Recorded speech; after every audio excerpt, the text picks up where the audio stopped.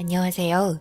저는 36살이고 남편은 40살입니다. 결혼한 지 2년이 넘었고 아이는 없습니다. 지금은 이혼한 상태입니다. 제가 여기에 사연을 신청한 이유는 믿기 힘든 충격적인 사실을 알게 되면서 지금 이 상황이 정상적인 건지 여러분들께서는 어떤 생각을 가지게 되실지 듣고 싶어 글 올려봅니다. 결혼하기 전 저희는 같은 회사 생산직에서 근무하고 있었습니다. 3교대로 근무를 하는 직업이었고 남편과는 파트가 달라서 잘 마주친 적은 없었습니다. 그런데 저를 우연치 않게 본 건지 뜬금없이 다가와 제가 마음에 든다는 말과 함께 대화라도 한번 해보고 싶다며 선뜻 내민 커피 한 잔에 수줍게 남편과의 첫 만남이 시작이 되었었죠. 저도 오랜 기간 연애를 해본 적이 없어서 그런지 저에게 다가왔을 당시 따뜻한 미소와 함께 자상함에 반하게 되었고 1년 정도 연애 후 저희는 그렇게 좋은 만남으로 시작되는 인연에서 미래를 함께 약속하는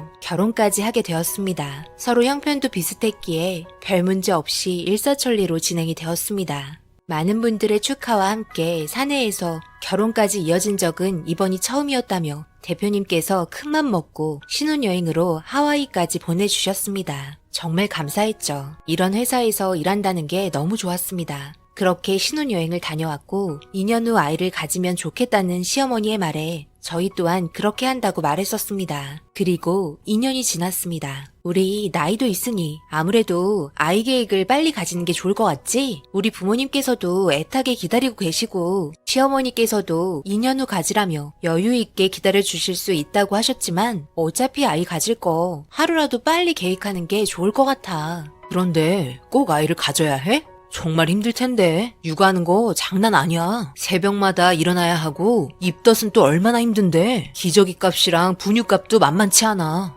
애들도 금방금방 커서 옷이며 신발에 들어가는 돈 또한 엄청나다. 그리고 우리는 또 3교대라 아이를 계획하려면 당신은 일을 그만둬야 하잖아. 우리 좀 더 좋은 집으로 이사 가려고 지금 열심히 돈 모으고 있는데 계획에도 차질이 생길 수 있는 문제라 나는 지금 이대로 사는 것도 좋은 것 같은데 그냥 우리만 편하게 살면 안 될까? 처음 결혼하기 전에는 아이가 너무 좋다고 말했는데 결혼 후에 아이를 가지기 싫다며 돌변한 남편의 행동에 솔직히 실망을 했습니다. 그래서 시어머니의 생각도 듣고 싶어서 바로 전화를 드렸습니다. 한참을 대기 중이던 연결음에서 시어머니 전화 받으셨습니다. 어머님, 잘 지내고 계시죠? 많이 바쁘시지 않으면 잠시 통화 괜찮으세요? 나 지금 바쁜데 무슨 일 있니? 용건만 빨리 말해라. 아, 그래요? 다름이 아니라 준영 씨가 아이 가질 생각이 없다고 하는데 어머님께서는 어떻게 생각하시는지 의견을 듣고 싶어서요. 그거 얘기하려고 바쁜 시애미한테 전화했니? 아기 가져도 그만 안 가져도 그만이다. 아기 낳으면 얼마나 고생이 많은지 아니? 그렇게 대화하고 있는 도중에 바쁘시다며 너 알아서 하라는 식으로 이야기하시곤 끊으셨습니다. 그걸 옆에서 듣고 있던 남편은 당연히 그렇게 나올 줄 알았다는 말과 함께 친구들과 술 약속 있다며 나갔다 온다며 부랴부랴 옷 입고 나갔습니다. 처음 결혼했을 당시 아이를 원하셨던 시어머니께서는 저희를 배려해 준다며 2년 후에 계획하라고 하셨는데 갑작스럽게 변한 태도에 너무 당황스러웠고 난감했었습니다. 많이 바쁘셔서 전화할 상황이 아닌데 전화해서 짜증나서 그랬던 건지 이런저런 생각하면서 다음날 점심쯤에 전화를 다시 드려야겠다 생각했습니다. 그런데 새벽이 2시가 넘어서까지 들어오지 않는 남편이 신경 쓰여 전화를 했고 계속해서 받지 않자 불안감과 동시에 화가 나기 시작했습니다. 그렇게 새벽 5시쯤 눈치 보며 문을 열고 들어와서는 조용히 제 옆에 누워 자길래 발로 걷어차고 밖에 나가서 자라고 했네요. 저는 아침에 출근을 했고 남편은 늦은 시간 출근이라서 마음 놓고 퍼질러 자고 있는 모습이 너무 화가 났지만 참았습니다. 그렇게 열심히 일을 하고 점심시간이 돼서 시어머니께 전화를 했는데 상당히 피곤한 목소리로 전화를 받으셨습니다. 전화벨이 울리니 놀라서 정신없이 받으신 것 같은데 그런데 시어머니 전화 목소리와 함께 아이가 우는 목소리가 같이 들렸습니다. 어머님, 주무셨어요? 그런데 아기 우는 소리가 들리는데 손님이 왔나 봐요? 어? 아, 그래? 손님이 왔단다. 내가 지금 바쁘니까 나중에 통화자꾸나. 그렇게 급하게 무언가를 숨기는 것 같은 느낌으로 말을 하면서 끊길래 무언가 기분이 별로 좋지 않았습니다. 그리고 퇴근해서 집에 들어오니 남편은 출근 준비를 하고 있었고 어제 일 때문에 그런지 저한테 미안하다며 다시는 이런 일 없을 거라면서 한 번만 봐달라며 계속해서 매달리며 빌길래 적당히 하고 넘어갔습니다. 그리고 점심시간 때 시어머니께 전화하면서 아기 울음소리를 들었다는 말을 남편에게 말을 하니 약간 당황하는 눈빛과 함께 더듬는 말투로 손님 온 거 아니냐며 출근한다면서 조용히 밖으로 나갔습니다. 여자의 촉은 정말 무시 못하나 봅니다. 저는 근처에 살고 계시는 시어머니 댁으로 향했고 급하게 벨을 누르며 시어머니를 불렀습니다. 자다 일어나셨는지 눈을 비비시며 나오셨습니다. 어머님, 저녁 드셨어요? 혹시 저녁 안 드셨으면 같이 밖에 나가서 외식이나 할까 하고 들렸어요.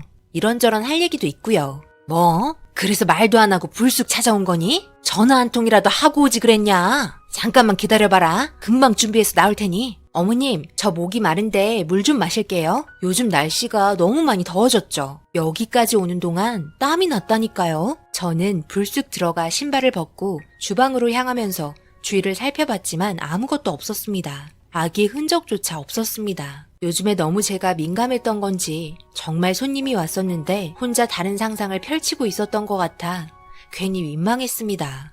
나갈 준비를 마치시고 저보고 뭐 하냐며 나가자는 말을 하면서 저를 끌고 나왔습니다. 그리곤 시어머니와 함께 시내를 걸으면서 뭘 먹어야 할지 몰라 이리저리 두리번거리고 있는데 배달하는 오토바이가 인도로 들어오면서 저를 못 봤는지 뒤에서 저와 추돌 사고가 일어났고 그 순간 이후로 기억이 나지 않았습니다. 눈을 떠보니 병원에 누워 있었고 제 옆에는 시어머니와 저희 친정 부모님께서 함께 계셨습니다. 희미하게 목소리가 울렸고 저를 보고 울고 있는 소리에 머리가 지끈거려 저는 잠시 동안 정신을 차렸었지만 다시 정신을 잃었습니다. 얼마나 시간이 흘렀는지는 모르지만 주변이 조용했고 온몸이 움직일 수 없었습니다. 정신을 온전히 차릴 수 없었던 제 귀에서 들린 목소리는 다름 아닌 남편과 시어머니의 대화 내용이었습니다. 모든 진실을 말하는데 움직이지 못했던 저는 눈물만 흘렸네요. 엄마가 그래도 눈치 하나는 진짜 빠르다니까. 그걸 또 어떻게 눈치채고 뒷수습을 다 하신 거예요? 내가 살아온 짬밥이 얼만데. 당연히 내가 한 수이지. 연기하느라 죽는 줄 알았다. 이게 다 너 때문 아니냐? 그러니 내가 항상 뒤처리 잘하라고 했지. 왜 그렇게 생각 없이 행동하고 다녀서 이런 상황을 만드는 거야? 정말 내가 못 살겠다. 내가 아무나 만나고 다니지 말라고 했잖아. 그냥 아기만 놓고 가버리니 우리도 정말 당황스럽긴 한데 이걸 언제까지 숨겨야 할지 엄마도 정말 걱정이다. 아까는 옆집에 잠시 맡겼다만 이제 2살 된 거 아니냐. 앞으로가 걱정이다. 어떻게 결혼하고 나서 바로 이런 문제가 생겨서 상황을 이리 크게 만들어버린 거야. 얘는 깨어날 수 있는 거야? 글쎄요. 한동안 정신이 돌아올 것 같지는 않다고 하던데 정말 답답하네요. 이런 상황을 어떻게 받아들일지. 의사 말로는 몸이 완치되기까지 6개월 정도는 걸릴 것 같다고 하는데 정상적인 생활은 8개월 이상이라던데 허리에 금이 가서 후유증까지 올 수 있다고 하더라고요. 평생을 수발 들어야 할 것 같아 걱정이네요. 아기도 키워야 하는데 저번에 새벽 5시에 들어갔을 때 엄청 화나 있었다니까요. 그렇다고 아기 보고 왔다고 말할 수도 없고 답답해 죽는 줄 알았어요. 이 말이 제 귀에 모두 들리게 되었고 눈을 꾹 감으며 모든 진실을 다 듣고 말았습니다. 저는 그런 것도 모르고 시어머니 팔짱 끼고 아기 계획하려고 했던 제 모습이 너무 처량해 보였습니다. 모든 사실을 알게 된 저는 몸이 완치가 되고 정상적으로 생활할 수 있을 때까지 꾹 참고 때를 기다리고 있었습니다. 그렇게 병원에서 퇴원을 했고 제가 건강하게 태어난 모습을 보고 씁쓸하게 쳐다보는 것 같은 시어머니와 남편의 표정이 정말 너무 싫었습니다. 한동안 집에서 몇 달 동안 쉬면서 변호사를 만나서 이런 상황에 대해 물어봤고 재산분할, 이혼 일자료와 이런 사실을 알면서 은닉한 죄를 물어 손해배상 청구와 함께 정신적인 피해 보상을 남편과 시어머니에게 각각 처벌을 받게 할 수 있다는 말에 저는 더 많은 처벌을 원한다 했지만 남편 또한 모르고 있었던 사실에 결혼 후 알게 된 거라 전에 있었던 사건을 법으로 처벌하기에는 이 정도가 최선이라는 말만 들었습니다. 제가 받은 상처는 너무나 큰데 받은 만큼 돌려줄 수 없다는 게 너무 가슴이 아팠습니다. 그렇게 저는 이혼 서류를 준비해 집에 들어갔고 아무렇지도 않은 척 저를 대하고 있는 표정에 그동안 참아왔던 게 폭발하고 말았습니다. 지금 웃음이 나와? 네가 나한테 인연을 숨기며 결혼 생활을 했으면서 웃음이 나오냐고. 이 쓰레기 같은 놈아. 너 때문에 나는 2년의 시간을 버린 거라고. 어떻게 감쪽같이 나를 속일 수 있는 거야? 네 자식이니까 그리 좋냐, 이 나쁜 놈아? 네가 그걸 어떻게 알았어? 분명 나는 너한테 철저하게 비밀로 했는데? 설마 너 병원에 누워있을 때 모든 걸 들은 거야? 내가 할 수 있는 선에서 그동안 뺏겼던 시간 보상 받을 테니까 그런 줄 알아. 이거 이혼 서류야. 당장 도장 찍어. 그리고 법정에서 보자. 알겠어? 너랑 시어머니 둘 다 한번 당해봐. 너희들 평생 용서하지 않을 거야. 그리곤 잘못했다며 가식적으로 빌고 있는 남편의 모습이 너무 보기 싫어 집에서 나왔습니다. 이 모든 사실이 당연히 시어머니께 들어갔고 남편 집안 또한 잘 사는 형편도 아니기 때문에 법적 대응에 피해를 보게 되는 금전적인 부분이 두려웠는지 잘못했다며 애원하는 수아기 너머의 목소리에 2년 동안 애지중지 키운 아기랑 행복하게 살라며 법정에서 보자고 하고 끊었습니다. 그리고 이런 상황 당연히 부모님과 친척분들 모두 다 알게 되었고 온 집안이 난리가 나게 되었습니다. 그리곤 법정에서 내린 판결은 재반 사정을 참작하여 남편에게 2,500만 원, 시어머니에게 500만 원의 판결이 나왔습니다. 제가 받은 피해는 돈으로 환산할 수 없었지만 법으로 해결할 수 있는 부분이 이게 전부였습니다. 이런 예상치 못한 일들로 인해 제 인생이 한순간 망쳐진 게 너무 가슴이 아프네요. 앞으로 어떻게 살아가야 할지 잘 모르겠습니다. 부모님께서는 몇 년 푹 쉬면서